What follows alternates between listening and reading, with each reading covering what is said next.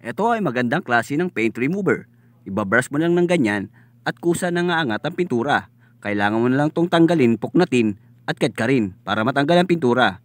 At ito ang isa, i-spray mo lang siya, matatanggal na ang pintura. Pagka-spray mo ng ganyan, punasan mo lang ng basahan, matatanggal na siya. At pwede rin itong pang-spray sa adhesive. Pag pinispray mo sa adhesive, punasan mo ng basahan, matatanggal na siya. Nasa yellow bag yan. Ito ay magandang klase ng paint remover. Ibabrush mo lang ng ganyan at kusa na nga angat ang pintura. Kailangan mo na lang tong tanggalin, puknatin at kadkarin para matanggal ang pintura. At ito ang isa, i-spray mo lang siya, matatanggal na ang pintura. Pagka-spray mo ng ganyan, punasan mo lang ng basahan, matatanggal na siya. At pwede rin itong pang-spray sa adhesive. Pag pinispray mo sa adhesive, punasan mo ng basahan, matatanggal na siya. Nasa yellow bag yan. Ito ay magandang klase ng paint remover. Ibabrush mo lang ng ganyan at kusa na nga angat ang pintura. Kailangan mo na lang tong tanggalin, puknatin at kadkarin para matanggal ang pintura. At ito ang isa, i-spray mo lang siya, matatanggal na ang pintura.